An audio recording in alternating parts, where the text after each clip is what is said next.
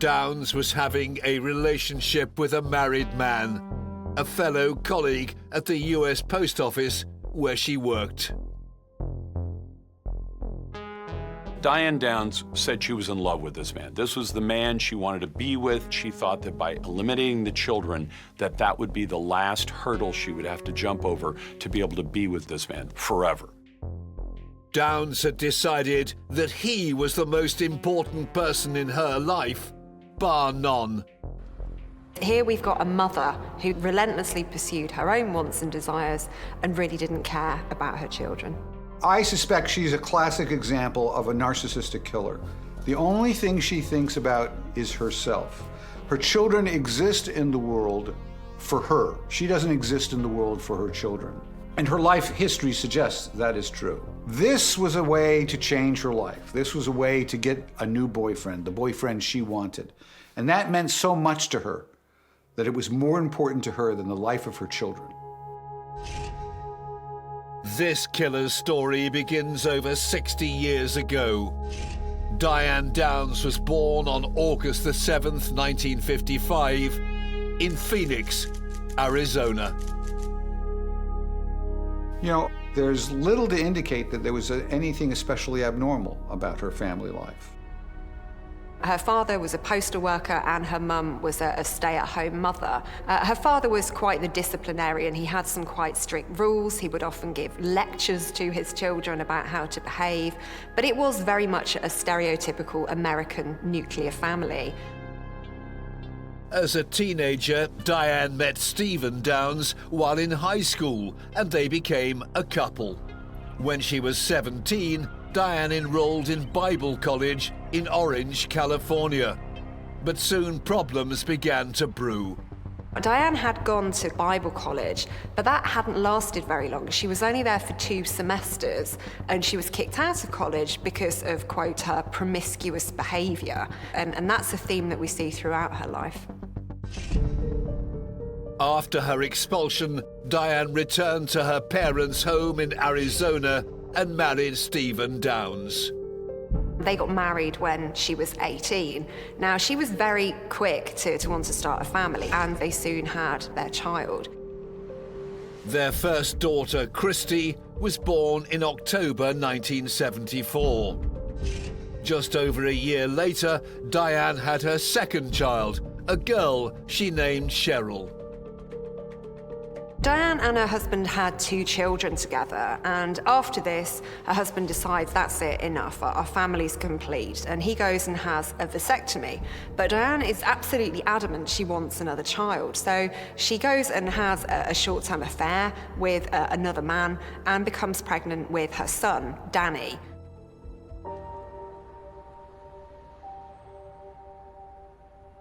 I suspect that she engaged in what I call instrumental sex. And what I mean by this is, for some women, sex is a tool. It's a weapon. They want to get pregnant because they believe that that will create a relationship.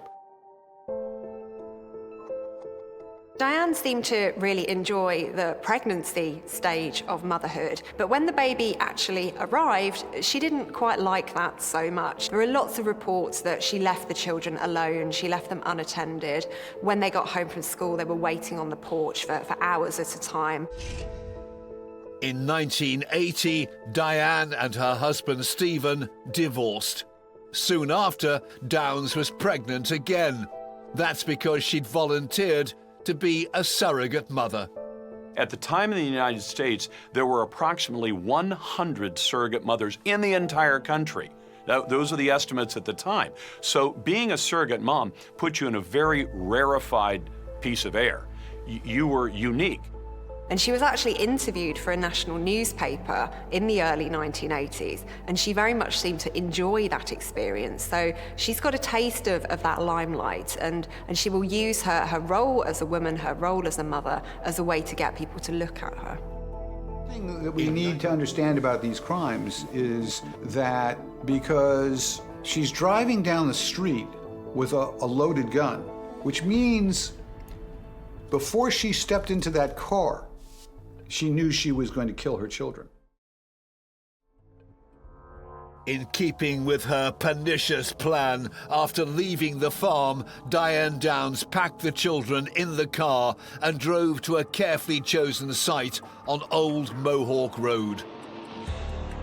She pulled over and got out of the car. We are talking about a premeditated homicide. This is something that the average person thinks of as inconceivable and impossible. With the children not suspecting a thing, she went to the trunk of the car. She pulled out a Ruger .22 caliber semi-automatic pistol, walked back to the driver's side with the gun in hand.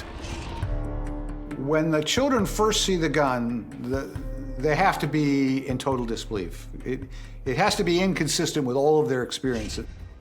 Then she knelt on the seat, leaned forward towards her daughter, 7-year-old Cheryl, and from about 6 inches away, fired.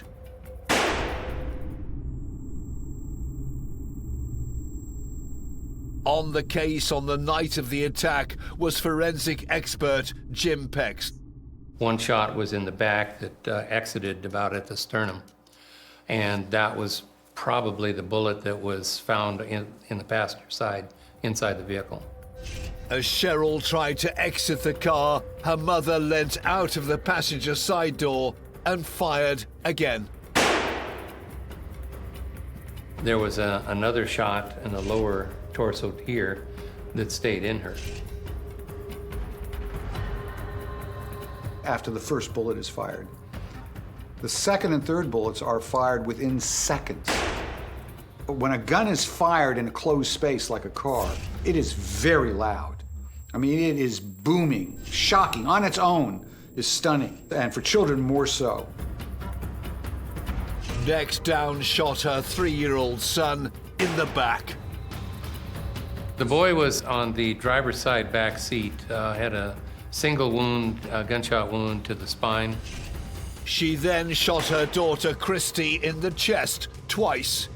As the girl raised her hand to defend herself, a bullet ripped through the thumb of her left hand. There was a bullet-penetrating wound that went through her hand, exited near the thumb, and then into her chest. In the back of the car, Christy and Danny were clinging to life. Lying in the footwell in the front, Cheryl was mortally wounded. I suspect that Diane Downs chose to shoot her children because it's placing distance mentally and physically between her and them. It's a cold, calculated decision. You don't have to be staring into somebody's eyes to do it. It was a clinical and cruel attack, but Downs's evil plan was far from over. While her children lay dying, Diane Downs continued with her coldly conceived plan and covered her tracks. Not only did she know she was going to kill her children, she knew that she was going to have to, in order to make it look like somebody else did it, she was going to have to shoot herself. So she shot herself and Jim Pex placed 2 .22 caliber bullets side by side under a comparison microscope. One ejected by Downs's rifle and the other one that was found inside the crime scene car. What you have is a split image down the middle, and what we're looking at are extractor marks. And as you can see by the fine striations here, these extractor marks were both made by the same extractor, which means there is a relationship between the cartridge casings from the crime scene and the cartridges from her apartment. Then we knew that this is a breakthrough moment where there is a relationship to the fired casings that hit the children to the cartridges that were inside the tubular magazine of the rifle. Checking sales records, police knew that Diane Downs had owned a Ruger .22 caliber semi-automatic pistol. After test firing one exhaustively, Jim Pex found similar extractor marks on the bullet casings. He concluded that a Ruger .22 caliber pistol was the murder weapon, but it was never found. while Diane Downs managed to dispose of the gun, but at home she had a rifle that also shot .22 caliber rounds. And when the police processed this evidence, they found that they were the same manufacturer as the bullets that were used to shoot her children. They had ejector marks on them, some of them, that were the same as the ejector marks from the pistol. The bullet casings and their telltale extractor marks were enough to convict Diane Downs for the murder and attempted murder of her 3 children. On February the 28th, 1984, 9 months after the crime, she was brought into custody. When the arrest finally went down, I think the whole town breathed a sigh of relief. She appeared at the Lane County Courthouse for her arraignment. After the charges were read, Diane Downs sprung a major surprise. Her attorney stands up and, after he's finished all the legal arguments, says, "And besides, Your Honor, my client is pregnant and it would be bad for her health to go to jail." I was sitting in that courtroom in a seat. You could hear the entire room take a big, deep breath. It was stunning, just absolutely stunning. According to rumors, the father was a local reporter. There was one reporter that had sex with her, and I can tell you this, it wasn't me.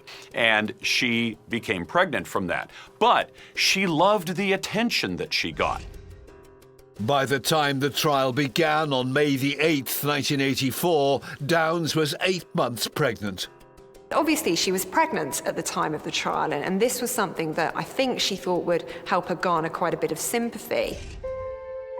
Her antics, however, were not enough to fool the jury. A mountain of evidence went a long way to convincing them of Diane Downs' culpability in the crime. Then her surviving daughter, Christy, took to the stand. This little girl had to have been under so much strain and stress. Her mother's tried to kill her. She's living with a new family.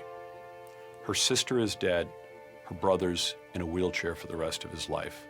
And now she has to sit in front of a room full of strangers and talk about the most difficult night of her life. She gets up on the stand, and when the person asks her the question, "Who shot you and your siblings?" she says, "My mum did it." This was one of those moments in court where everything is dead still, nobody dares breathe. Christy laid out how her mother first shot Cheryl, then turned and shot Danny in the back, then shot her twice in the chest. The testimony just tore your heart apart. This wasn't the critical piece of information. There was lots of physical evidence of what Diane Downs had done. But I think this was essential in making sure that Diane Downs was convicted of the crime she committed. On June the 17th, 1984, the jury found Diane Downs guilty of the murder of her 7-year-old daughter Cheryl and the attempted murder of her daughter Christy and son Danny. She was sentenced to life in prison plus 50 years. 10 days after she was found guilty, Diane gave birth to a baby girl. The child was immediately given up for adoption. At the same time, the prosecutor in the case, Fred Hughey, adopted the 2 children who survived their mother's attack.